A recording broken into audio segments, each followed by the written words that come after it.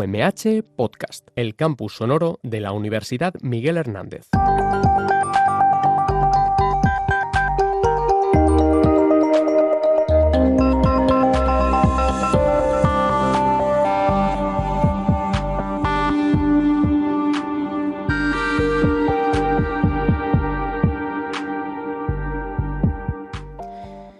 Bienvenidos a Mediatizados, el programa mensual donde hablamos de periodismo y democracia, dos conceptos que están íntimamente relacionados y donde además vamos a centrarnos en disciplinas que nos ayudan a entender el mundo en el que vivimos, para defender los valores democráticos y de los derechos humanos. Mi nombre es Carmen López y soy profesora de Deontología Periodística en el grado de Periodismo y doble grado de Comunicación Audiovisual y Periodismo de la UMH, cuyo estudiantado nos acompañará en cada programa para analizar aquellas noticias que no están cumpliendo con el código deontológico de la profesión. Este programa pretende ser un espacio donde hablemos de periodismo. Ya saben que hay mucha información que puede parecer periodismo, pero no lo es. Suelen ser propaganda, publicidad o directamente bulos. No podemos dejar de recordar el genocidio que vive Gaza y que atenta contra la legalidad internacional y los derechos humanos. De este tema hablaremos en nuestra sección sobre ética periodística, punto y aparte. Hablaremos de los bulos que se están vertiendo y los alumnos de periodismo y el doble grado pondrán sobre la mesa otras noticias que no han sido tratadas de forma deontológica. Además, en el programa de hoy hablaremos del mar desde la perspectiva geopolítica y literaria en nuestras secciones Franjas Invisibles y Objeto Literario No Identificado. El milenarismo mágica.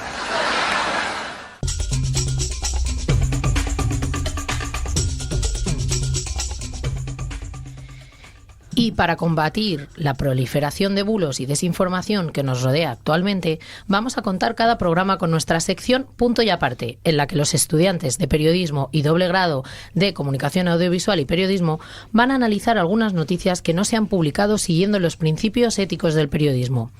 Y para ello les presento a los estudiantes de periodismo que nos acompañan hoy: Leire Blanco Naval, Carlota Cerdán Cotelo y Mohamed Mesud Abdi. Bienvenidos. Vamos a analizar 6 noticias. Comenzamos contigo, Leire. Empezamos con el fragmento analizado del programa El Cascabel de 13 Televisión en la sección El análisis de Samboal. En él se compara el salario de la ministra María Jesús Montero con el del presidente del Gobierno y con el sueldo medio de los españoles. A simple vista parece una noticia menor, pero la forma en la que se presenta vulnera varios principios deontológicos básicos del periodismo. Con el titular María Jesús Montero gana más que el presidente del Gobierno, así van como un cohete, ya discernimos un tono jocoso y desde el mismo encontramos 3 problemas claros que se repetirán a lo largo de la pieza supuestamente informativa. Primero, falta de veracidad y precisión, lo que infringe el artículo 4 del Código Europeo de Deontología. Se lanza una afirmación sin ofrecer datos oficiales ni referencias normativas.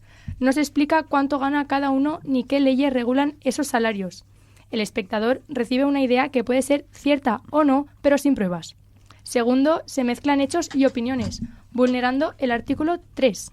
La frase «así van como un cohete» introduce una valoración irónica, una burla disfrazada de información. Ese tono convierte una noticia institucional en un comentario de terraza con los colegas. Tercero, la falta de contexto, tal y como advierte el artículo 17. No se explica de dónde salen esas cifras, cómo se comparan con otros cargos públicos o con la media europea. La pieza queda vacía, da un dato llamativo, pero no ayuda a entender nada. A eso se suma la ausencia de pluralidad. Solo intervienen el presentador y un tertuliano, en un espacio ideológicamente afín, sin contrastar con fuentes oficiales ni con la propia ministra aludida. Tampoco hay expertos que aporten contexto económico o legal. En definitiva, una visión parcial y superficial del asunto. Todo esto conduce a lo que el código llama subinformación. Se sustituye el análisis riguroso por frases efectistas y opiniones disfrazadas de hechos. Un tratamiento ético habría sido muy distinto. Titular de forma neutra, como por ejemplo, el sueldo de la ministra de Hacienda supera al del presidente. Así se regulan las retribuciones en el Gobierno. Aportar datos oficiales, explicar la normativa y dar voz a distintas fuentes. Eso sí sería informar. En resumen, la pieza del Cascabel incumple los principios de veracidad, distinción entre hechos y opiniones y contextualización. El resultado no es información, sino espectáculo político. Bueno, Moja, ¿qué nos traes tú? Bueno, os traigo una noticia publicada por El Debate, con el siguiente titular. Una mujer fue asesinada durante el fallo en las pulseras antimaltrato porque no se activó la alerta del dispositivo. Hace referencia a que en diciembre de 2024 una mujer fue asesinada en Mallorca por su expareja, pese a tener una orden de alejamiento y estar protegida con una pulsera telemática. En la noticia, sobre el caso en el que señalaban que el dispositivo falló y relacionaba el crimen con los contratos del Ministerio de Igualdad. El problema es que el texto convierte un posible fallo técnico en la causa directa del asesinato. Es decir, presenta como un hecho lo que todavía estaba bajo investigación judicial. El Código Europeo de Deontología advierte de que los titulares deben reflejar con fidelidad los hechos y no dar por ciertas hipótesis o rumores. En este caso, el titular simplifica un asunto complejo y puede inducir a una interpretación errónea. El segundo aspecto preocupante tiene que ver con cómo trata a la víctima. El artículo sugiere que la mujer pudo haber ido voluntariamente con su agresor o incluso manipular el dispositivo, insinuaciones que no están probadas y que pueden interpretarse como un cuestionamiento de su comportamiento. El Manual de Estilo de Radio Televisión Española pide evitar cualquier planteamiento que culpe o ponga en duda a la víctima, porque eso contribuye a su revictimización. También hay falta de claridad y verificación. El debate mezcla datos oficiales con opiniones políticas y conjeturas de expertos sin identificar. El resultado de una narración en la que se confunden hechos contrastados con interpretaciones.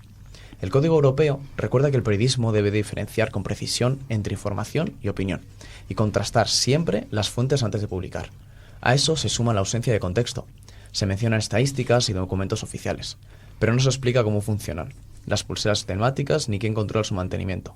De esta forma, el caso se reduce a una avería puntual, cuando en realidad forma parte de un problema estructural, la violencia machista.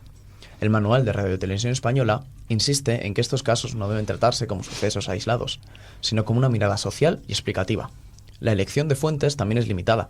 Solo aparecen declaraciones del PP, del Gobierno y de un experto anónimo, sin incluir asociaciones de mujeres ni especialistas en violencia de género. El resultado es un cruce político que desplaza el foco del tema principal, la falta de protección efectiva.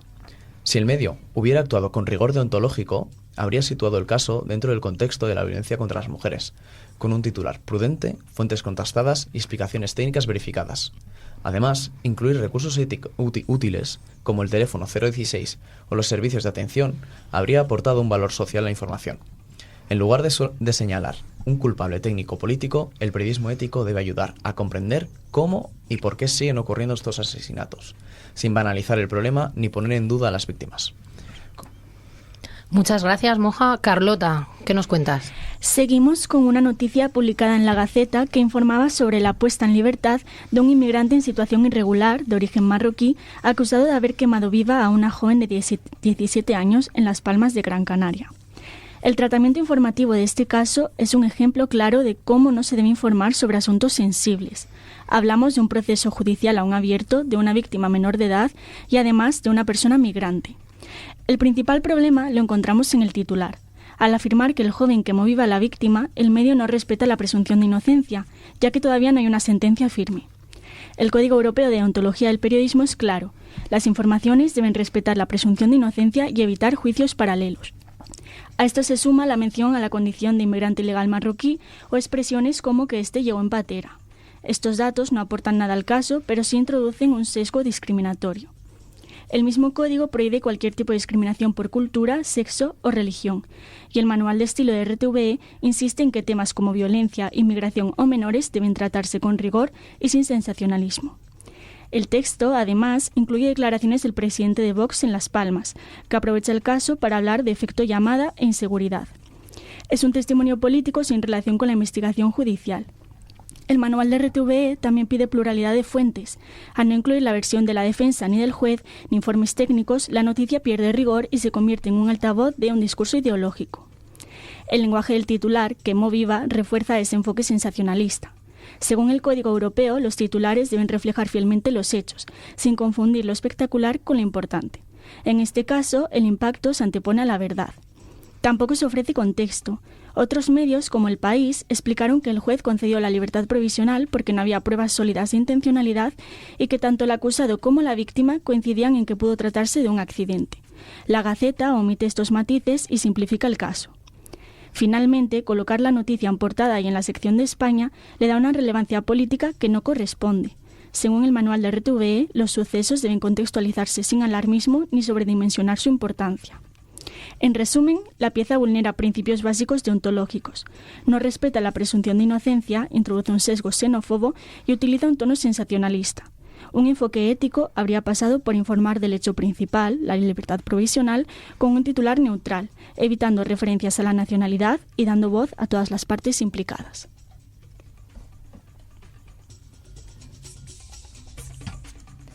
Seguimos con la noticia publicada de The Objective el 16 de septiembre de 2025, donde aborda un tema extremadamente sensible, ya que trata sobre disturbios violentos en el marco de la Vuelta Ciclista Española, implicando a grupos pro-palestinos como Al-Yudur y Samidoun, y señalando presuntos vínculos con Hamas, un grupo calificado como terrorista. La información toca ámbitos de seguridad nacional, violencia, inmigración y política, lo que exige un tratamiento ético y riguroso según el Manual de Estilo de Radio-Televisión Española, que indica que las noticias sobre terrorismo deben manejarse con cautela, veracidad, imparcialidad y pluralidad. Desde el punto de vista de los titulares, la frase «La policía identifica a grupos vinculados a Hamas» presenta un problema ético. El lenguaje categórico sugiere confirmación judicial o pruebas concluyentes, cuando en realidad se basa en declaraciones policiales. Esto contraviene el principio 4 del Código Deontológico Europeo del Periodismo, que exige que los titulares reflejen fielmente los hechos y eviten inducir a error al lector, diferenciando claramente hechos de hipótesis u opiniones. En cuanto a las fuentes, la noticia se apoya exclusivamente en información policial y sindical, lo que limita la pluralidad y la transparencia de la cobertura. Tanto el Manual de Estilo de Radio-Televisión Española como la deontología periodística recomiendan incluir voces diversas, los colectivos señalados, expertos en seguridad y derechos humanos o autoridades independientes para ofrecer un relato equilibrado y confiable. La ausencia de estas perspectivas reduce la credibilidad de la noticia y puede generar un sesgo implícito hacia la versión policial. El lenguaje de la noticia también plantea problemas éticos. Disculpen otra vez. Términos como revuelta callejera, demoledor, se dejó caer por completo o celebrando la inundación de Alcasa cargan el texto emocionalmente y es más difusa la línea entre información y la opinión, contraviniendo el principio 3 del Código Europeo de Deontología del Periodismo, que obliga a diferenciar claramente hechos de juicios de valor.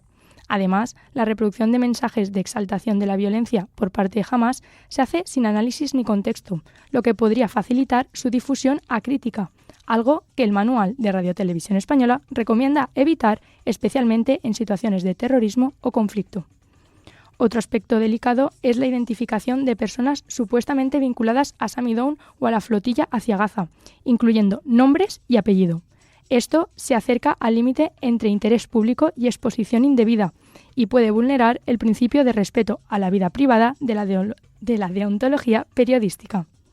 En conclusión, desde la perspectiva deontológica y ética, la noticia debería haberse tratado con mayor rigor. Los titulares deberían reflejar que se trata de sospechas policiales y no de hechos confirmados.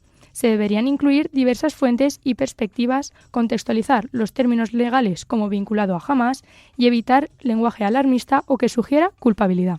Un tratamiento responsable habría proporcionado información más equilibrada, plural y respetuosa con los colectivos implicados, cumpliendo con los principios de veracidad, imparcialidad y respeto a la dignidad humana.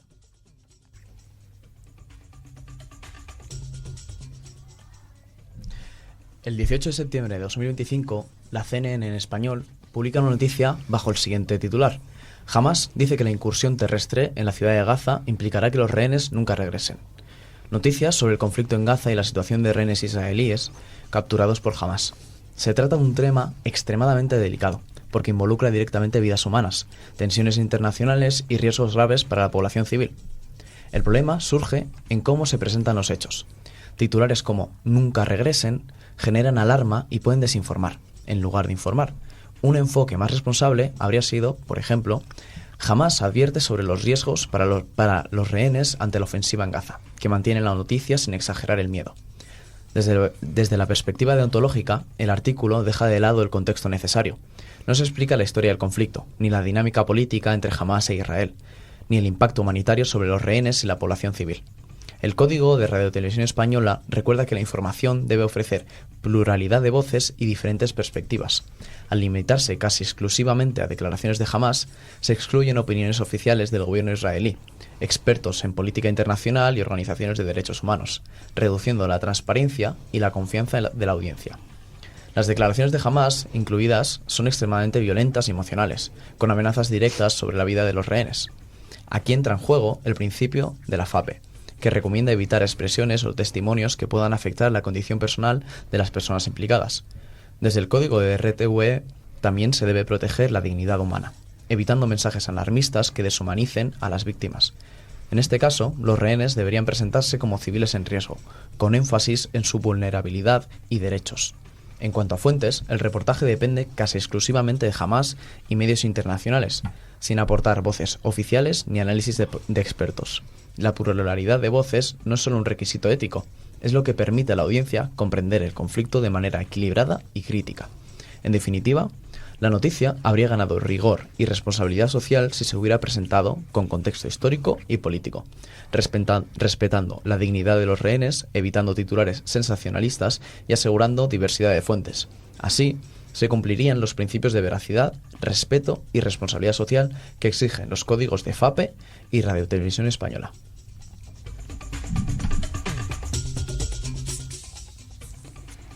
Y acabamos con una noticia publicada en Oki Diario que afirmaba que milicianos de Hamás atacaron camiones de ayuda humanitaria de la ONU en la Franja de Gaza y robaron alimentos destinados a bebés. El tema es especialmente sensible, pues hablamos de un conflicto armado, de ayuda humanitaria y de menores. Por eso debería haberse tratado con el máximo rigor, prudencia y neutralidad. El manual de estilo de RTVE recuerda que en casos así, los medios deben ofrecer información rigurosa, imparcial y plural, y el Código Europeo de Deontología insiste en que las noticias deben emitirse con veracidad y comprobación previa. Pero esta pieza no cumple con esos principios. El problema principal es la falta de pluralidad de fuentes. La información se basa casi por completo en las declaraciones de COGAT, un organismo del Ministerio de Defensa israelí, y en una breve referencia a UNICEF. No hay enlaces a comunicados oficiales, ni declaraciones de la ONU, ni testimonios de organizaciones independientes en Gaza. El resultado es una versión sesgada apoyada en una sola parte del conflicto. El manual de RTVE establece que las noticias deben estar contrastadas con un número suficiente de fuentes. Aquí, la ausencia de ellas rompe la imparcialidad y genera una asimetría informativa. Otro aspecto problemático es el lenguaje del titular. OK Diario afirma literalmente: Hamás dispara contra camiones de ayuda de la ONU y roba comida para bebés en la Franja de Gaza. Pero el propio texto aclara que la información procede casi en exclusiva del ejército israelí. Lo ético habría sido titular, por ejemplo, Israel denuncia que Hamás disparó contra camiones de la ONU, o según COGAT, Hamás habría. De ese modo, el oyente o el lector sabe que se trata de una acusación, no de un hecho probado. Además, el titular tiene un tono claramente sensacionalista, al enfatizar el robo y la violencia sin pruebas verificadas. De nuevo, el Código Europeo advierte que el periodismo no debe confundir lo espectacular con lo importante. En este caso, lo impactante, la imagen de camiones atacados y comida robada, se antepone a la verificación. Un tratamiento ético de esta noticia habría pasado por 3 principios básicos. Primero, atribuir con claridad la fuente de la denuncia. Segundo, aportar enlaces o declaraciones verificables tanto de Israel como de la ONU o UNICEF. Y tercero, ampliar la pluralidad de voces, incorporando ONGs y expertos en ayuda humanitaria, además de contextualizar cómo se distribuye la ayuda en Gaza y quién controla los pasos fronterizos. Solo así se cumpliría con los principios esenciales de verificación, equilibrio y distinción entre hechos y opiniones que exige la deontología periodística.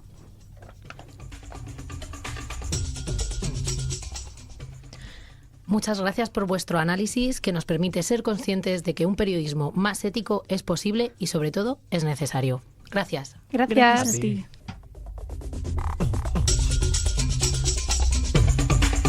Cuanto peor, mejor para todos, y cuanto peor para todos, mejor.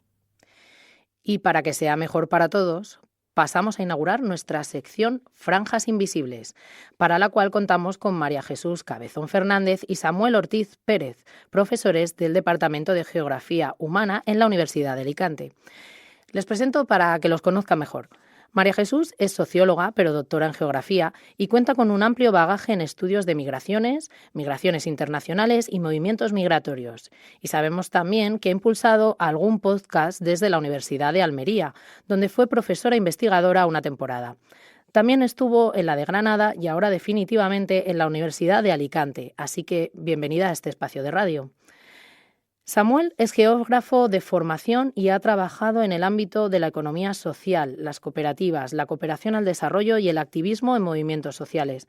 Coordina el grupo de investigación sobre geopolítica desde la UA, formando por un equipo interdisciplinar en el que ambos forman parte. Anteriormente ha participado en algunos programas de radio de manera puntual y le encanta la radio. Incluso hace unos pocos meses realizaron una maratón de podcast en la Universidad de Alicante con motivo de las jornadas de geografía GeoNIT, donde mostraron el potencial de la geografía y de las diferentes áreas de estudio. Vamos a contar con ambos en esta sección, donde hablaremos de geopolítica y otras temáticas ligadas a las migraciones, cooperación, luchas sociales, conflictos y otras muchas que esperamos sean muy enriquecedoras para nuestra audiencia. Bienvenidos, Samuel y María Jesús. Hola, muy buenas y muchas gracias. Encantados aquí de colaborar en Mediatizados, en esta sección que hemos decidido denominar, como bien avanzaba, Franjas Invisibles. Y como esta va a ser una sección en plural, aquí estoy con mi compañera de batalla. Bueno, ahora ya de batallas, María Jesús. ¿Cómo van esas unas cuantas? Van unas cuantas, sí. Bueno, buenos días. Encantada de estar aquí en este estudio de radio maravilloso de la Universidad Miguel Hernández de Elche y el equipo de Mediatizados. Os agradecemos, Carmen, y también a José Luis del seminario Richard Kapuczynski, contar con nosotras para este espacio radiofónico tan interesante. Y bueno, pues Franjas Invisibles. A partir de esta propuesta se nos ocurrió, ¿no?, este nombre. Pues sí, la verdad es que Carmen nos propuso empezar con algo así como como fronteras invisibles. Y bueno, estuvimos reflexionando sobre la idea de la invisibilidad visible en el espacio, separado por márgenes, que a veces son, visibles y a veces no tanto, pero que siempre esas como franjas se sienten y se perciben de una manera clara. Así que empezamos por las fronteras y nos acercamos a la idea de franjas, ¿no, Samuel? Pues yo lo diría otra vez, franjas. Seguro que a cada uno se nos ocurre cosas diferentes, ¿no? Y nos dio por buscar. Vamos a preguntar a la inteligencia artificial. Y bueno, la inteligencia es muy inteligente, pero bueno, vamos a proponerle. Y ponía franjas invisibles. No es un término técnico estricto, sino una metáfora que suele usarse en ciencias sociales, geografía, sociología, literatura o periodismo. Y decía así: franjas invisibles, límites o divisiones que existen pero no se ven físicamente. Por ejemplo, diferencias culturales, sociales, económicas, entre barrios, clases o territorios. Y también decía, zonas intermedias, no aparecen en los mapas, pero condicionan la vida de la gente.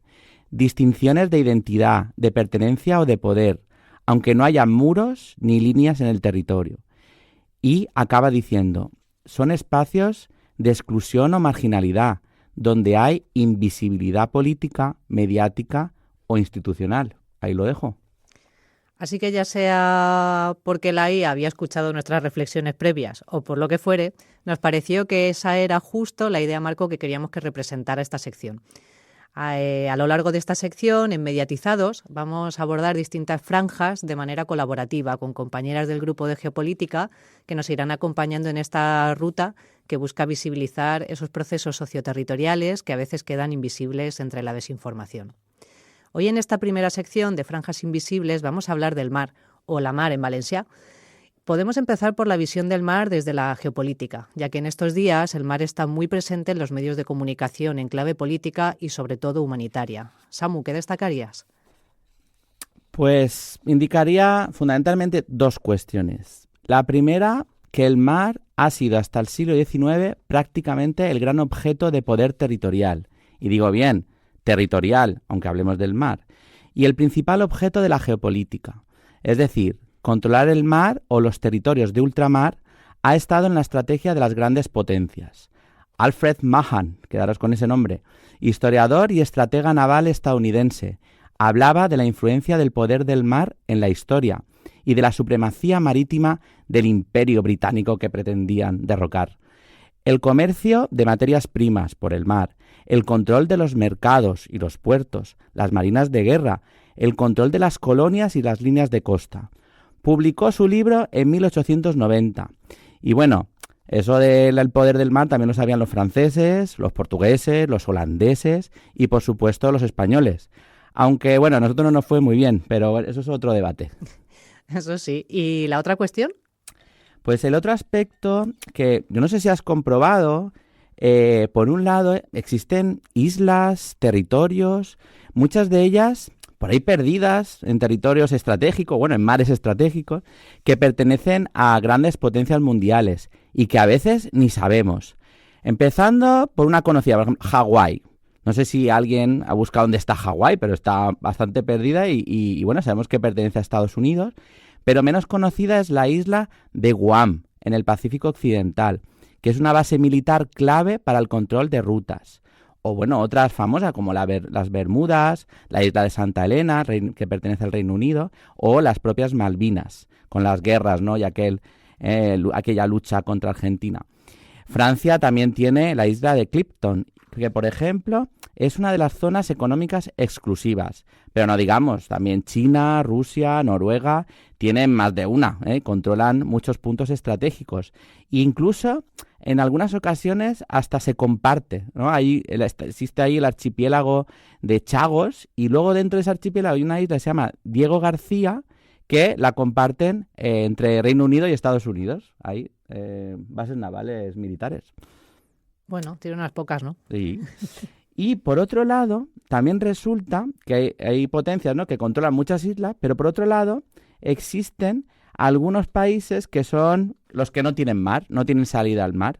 Es decir, han sido castigadas sin poder tener mar. Es lo que se llaman estados internos.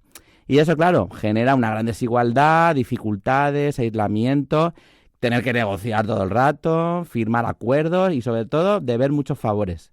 Y ahí, como ejemplo, pues está Austria-Hungría, el gran imperio. Pues nada, ahora sin mar.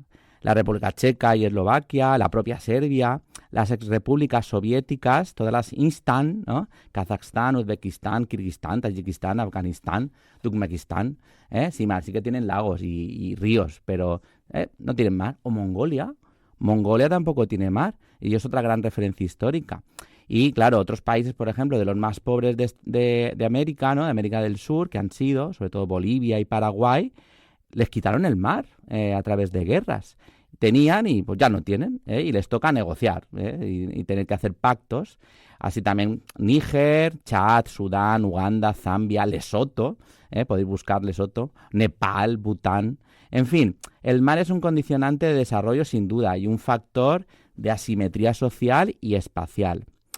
Y luego, pues bueno, tendríamos el mar Mediterráneo, ¿no?, nuestro mar, pero que tela, El mundo occidental ha sido durante siglos este mar, realmente, como el ombligo del mundo, el centro del mapa, el Mare Nostrum, y probablemente hoy es el mar frontera que supone uno de los espacios más complejos, conflictivos y violentos del mundo. Y tú tendrás que decir algo sobre esto. Bueno, el Mediterráneo, otra capa, otra esfera de nuestro mar, Mare Nostrum, mar Mediterráneo, siempre ha sido un mar de cruce de caminos, escenario de movimientos de población en diversas direcciones y por motivos diversos. Ahora es conocido por ser una franja a atravesar, sobre todo desde el sur hacia el norte, o el sur del norte, si pensamos en España, o de una orilla a la otra del Mediterráneo. Pero en otros periodos este mar también fue el mar a cruzar por personas españolas, italianas y maltesas, por ejemplo, que emigraron hacia Marruecos o Argelia en diversos momentos de la historia en busca de una vida mejor. Por ejemplo, mucha gente de Alicante salió de la provincia de Alicante y también de Valencia salió hacia Argelia allá a finales del 19. Pero bueno, eso para otro día. Lo que sí es diferente ahora es su carácter de necrofrontera. ¿Necrofrontera? ¿Eso qué es? Pues se utiliza el término de necrofrontera precisamente debido a las numerosas muertes que tienen lugar en este mar. La externalización de las fronteras y la incapacidad, o mejor dicho, no actividad de la Unión Europea a la hora de asegurar vías legales y seguras para la migración desde África ha provocado el aumento de las muertes en el Mediterráneo. La asociación Caminando Fronteras, liderada por Elena Maleno, elabora todos los años su informe titulado Monitoreo del Derecho a la Vida. En este año indicaban que en los primeros 5 meses de 2025 se contabilizaron 1.865 personas fallecidas o desaparecidas, incluyendo 112 mujeres y 342 niños y niñas, además de 38 embarcaciones desaparecidas con todas las personas a bordo. Y bueno, María Jesús, con todos estos datos, ¿cuáles son las rutas más peligrosas? Pues según este informe de Caminando Fronteras, que hacen este monitoreo desde hace ya varios años, la ruta atlántica sigue siendo la más mortífera, con un total de 1.482 personas fallecidas, que representa un 80% del total de muertes registradas durante estos primeros meses de 2025. Esta ruta atlántica incluye otras 3 rutas. La ruta con salida desde Mauritania, que se ha cobrado en torno a 1.318 víctimas, la ruta que sale desde Senegal y Gambia, donde se han contabilizado unas 110 víctimas, y la zona de costa de salida de Agadir y Dajila, con 54 víctimas. La ruta argelina del Mediterráneo occidental ha ocasionado 328 víctimas. Según la asociación, esta cifra lo que nos muestra es la procedencia principal de las víctimas, aunque sabemos que en estos países hay otras nacionalidades que llegan a estas salidas al mar, como comentabas antes, pero en este caso para cruzarlo y llegar a otros lugares del mundo. Y desde Caminando Fronteras y otras entidades que trabajan sobre el terreno, como Asociación Pro Derechos Humanos en Andalucía, apuntan que las políticas de control migratorio actuales afectan al derecho a la vida. Por ejemplo, ¿cómo se producen estos efectos, ¿no? Por un lado, la falta de activación y la inacción en los operativos de búsqueda. Incluso cuando se conoce dónde están las embarcaciones, estos operativos no actúan para ir en ayuda de estas embarcaciones, ¿no? Siguiendo la ley del mar. La desigualdad territorial en la aplicación de los protocolos de protección, por ejemplo, la coordinación deficiente entre países, la falta de investigación de las causas y consecuencias de los naufragios, por ejemplo, o la grave precariedad de las embarcaciones y las salidas con malas condiciones meteorológicas. Pero el mar Mediterráneo también ha sido testigo recientemente de otro evento, ¿no? Efectivamente, María Jesús. No queremos dejar de hablar del mar sin hablar de la geopolítica del agua, sin hablar del genocidio de Israel al pueblo palestino, o, bueno, yo llamaría exterminio realmente, sin entrar ahora en la disputa legal o denominación legal, ¿no?, entre genocidio y exterminio. Pero en definitiva, el objeto de controlar los recursos marinos, el agua, en este caso los altos del Golán, el río Jordán, al norte del Mar Muerto, saltándose todo el ordenamiento jurídico internacional y el derecho internacional, todo esto genera, digamos, un troceo del mar y un troceo del territorio, literalmente. Esa imagen también del mar, ¿no?, tan potente como muestra la flotilla, Global Summit Flotilla, que ha sido interceptada en aguas internacionales en su espacio vital de protección que ellos mismos se han inventado y que han arrestado ilegalmente a gente de diversas nacionalidades, ¿no?, entre ellos europeos, también brasileños. Y el mar, sin duda, es un ente geopolítico de primer nivel, como hemos demostrado en el día de hoy. Bueno, esto nos daría para otra sección de franjas sin fronteras, de franjas invisibles. Pero bueno, los 15 minutos pasan volando, Samu. Seguiremos hablando en los próximos episodios de Mediatizados. Y bueno, ¿cómo nos podríamos despedir hasta la próxima? Pues si quieres, podemos acabar con la siguiente reflexión. No es solamente importante lo que vemos, sino quién se apodera de ello. Bueno, chicos, muchas gracias por estar con nosotros y os esperamos en el próximo programa de Mediatizados con seguro otro tema igual de interesante que el de hoy. Gracias. Porque yo he venido aquí a hablar de mi libro. Y ahora nos acompaña la periodista Elena Vicente Sevilla, especializada en literatura feminista, que va a acompañarnos en cada programa con su sección Objeto Literario No Identificado. Elena tiene una newsletter con el mismo nombre de esta sección, en la que podréis ahondar más en este tipo de literatura, así como obtener recomendaciones sobre libros tan interesantes como el que nos trae hoy. Bienvenida, Elena. ¿Qué obra tenemos hoy en la sección? Gracias, Carmen. Encantada de participar en Mediatizados. Arrancamos con la propuesta de hoy. Cuando pensamos en el mar, y más cuando se hace desde una de las orillas del Mediterráneo, nos vienen a la cabeza nuestras playas, el verano, tomar el sol, niños y niñas jugando en la orilla. Y es que los humanos somos bastante antropocéntricos y damos por supuesto que la Tierra es el centro del planeta, cuando solo ocupa una cuarta parte. ¿Qué pasa con las otras 3 partes restantes? Laberinto Mar, un viaje por la vida y la historia de nuestras costas, es un trabajo periodístico de Noemí Sabugal, que explora en sus páginas algunas de las muchas cosas que suceden en torno a él, desde la inmigración que llega a España en forma de pateras hasta la pesca, pasando por la caza de ballenas, una actividad que tiene su histórico en España. También habla, y mucho, del trabajo de los pescadores, de los marineros y de toda la economía azul que se mueve en torno al mar, los oficios que desempeñan y han desempeñado las mujeres, el turismo. Naufragios en nuestras costas, los galeotes de esclavos, la vida de los piratas y los corsarios. El libro está repleto de datos históricos que nos acercan a una realidad casi tan profunda como el propio mar. O podríamos decir, a unas realidades, porque el mar está repleto de cruces de historias. Sabugal recoge algunas de esas historias en primera persona. Se ha acercado con mirada curiosa a cada una de ellas, tirando de decenas de hilos. Un ejemplo, algo muy interesante que trata es la caza de la ballena que se realizaba en España hasta que se prohibió en el año 1985. Para abordar este tema entrevista a Alex Aguilar, uno de los biólogos que trabajaba en IPSA, la última empresa ballenera en los años 80. Además de aportar su visión de la caza de la ballena, cuenta con un testimonio muy interesante sobre el final de esta actividad. En esta empresa que trabajaba, habían cazado el doble de los ejemplares permitidos y a él le conminaron a que estuviera calladito. Desde ese momento empezó a anotarlo y fotografiarlo todo. De ahí surgió un libro, Chimán, donde explica una actividad que, como él dice, pasó de necesidad a negocio, de negocio a mito, otra vez a negocio y que al final se convirtió casi en un pecado. Gracias a ello, Sabugal nos sumerge en una época en la que en España se cazaban ballenas y explica con muchos detalles todo lo que giraba alrededor de ello.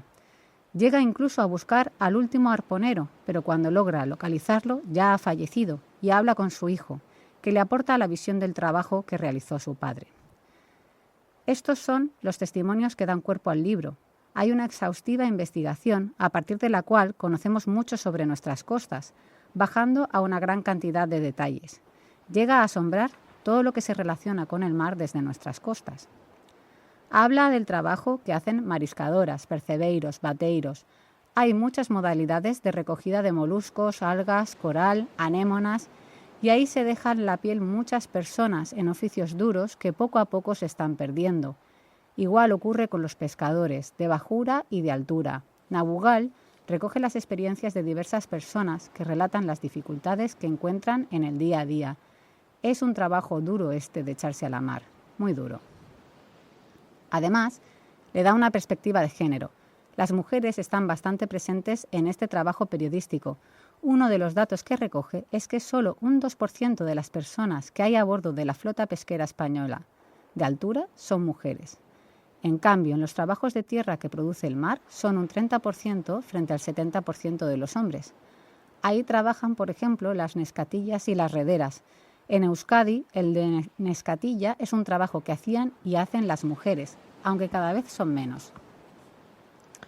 Me parece muy interesante esta perspectiva de género que comentas con la que aborda el libro Noemí Sabugal. Además de lo que nos has contado, ¿en qué más ahonda este libro? Dedica un capítulo entero a hablar de los trabajos de tierra vinculados con el mar que realizan las mujeres y que han realizado históricamente. Habla con la presidenta de la asociación Mujeres Salgadas, formada por más de 1.500 mujeres que vienen de todos los sectores ligados al mar.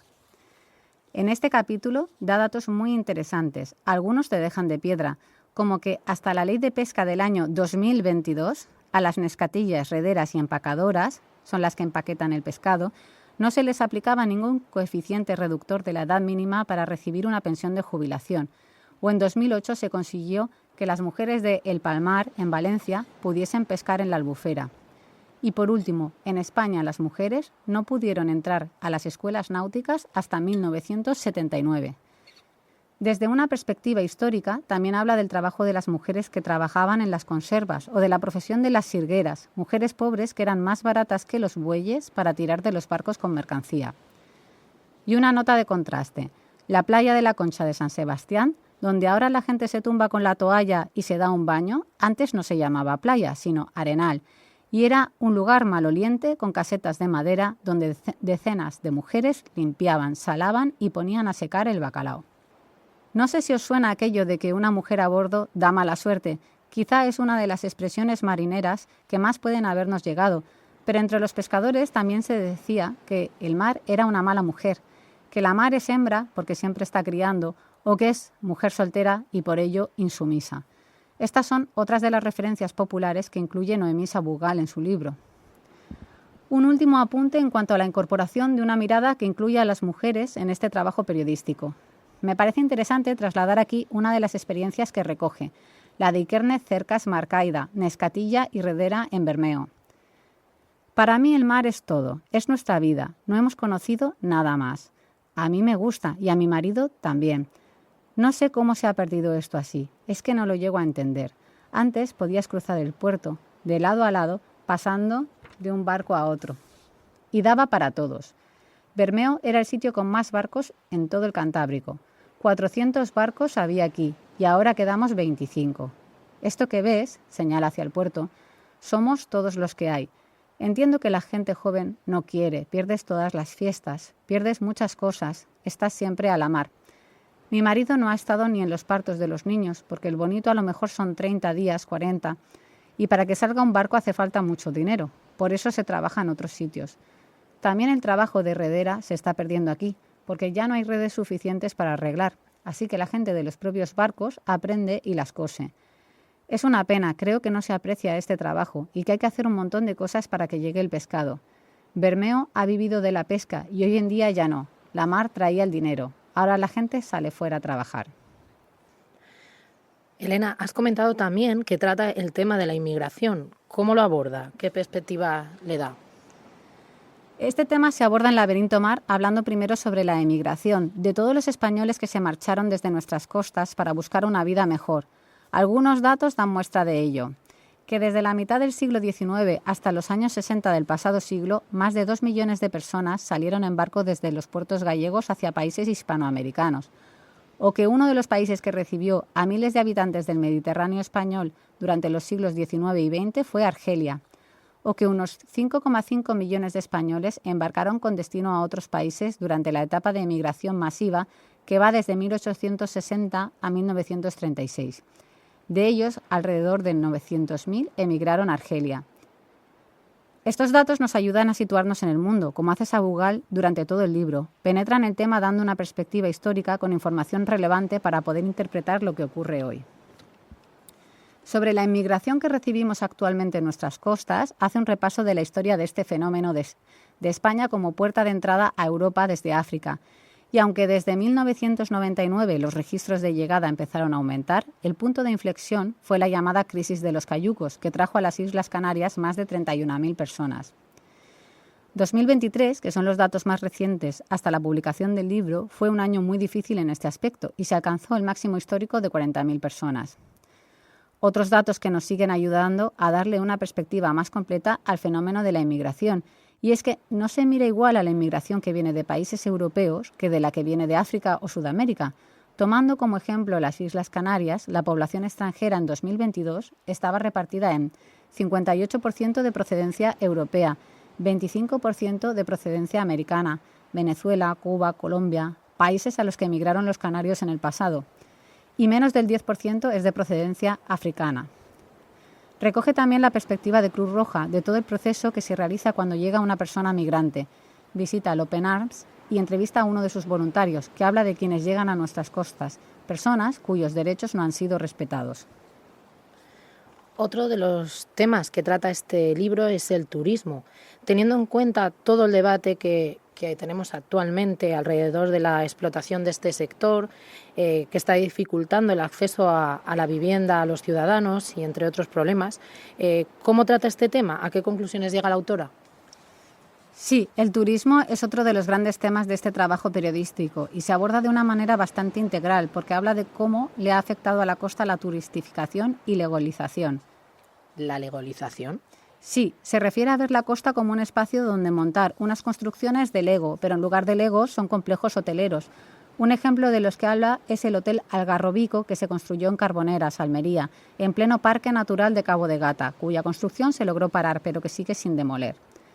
Sabugal hace trabajo de campo en distintos entornos turísticos: San Sebastián, Marina d'Or, Benidorm, la Manga del Mar Menor.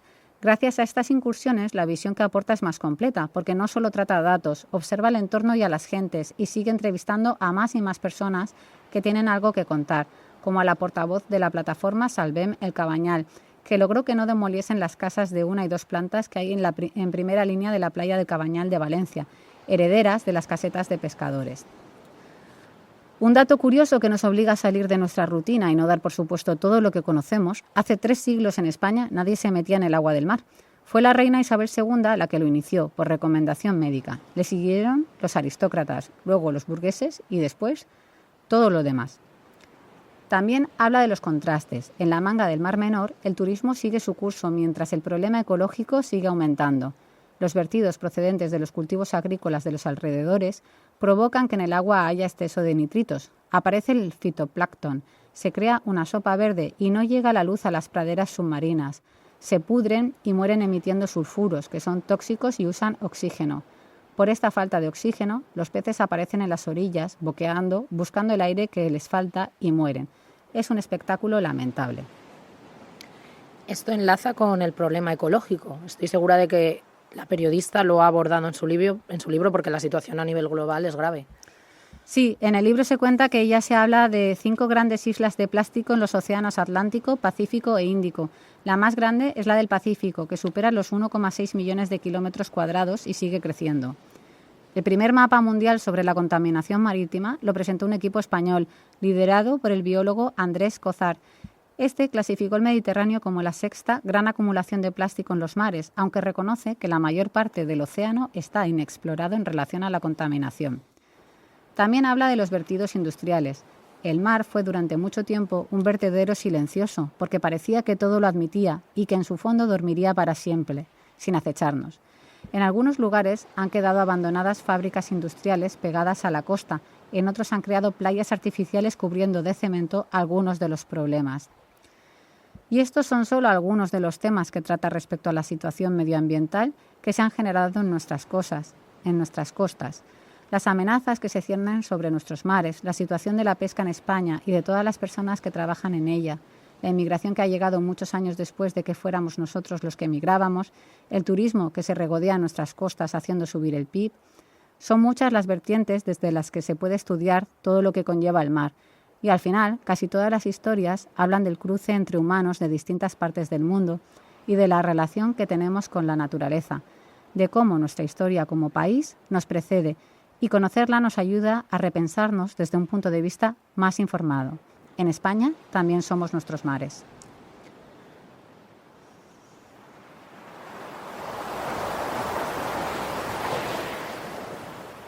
Muchas gracias, Elena. Nos vemos en el próximo programa con otro libro tan interesante como este, seguro. Y recordad seguir Objeto Literario No Identificado en redes para uniros a la red literaria que está tejiendo Elena.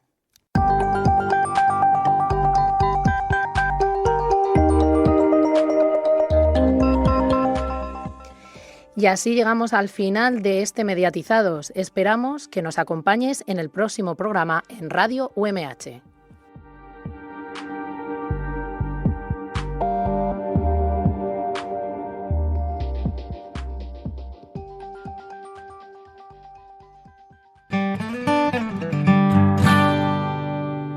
UMH Podcast, el campus sonoro de la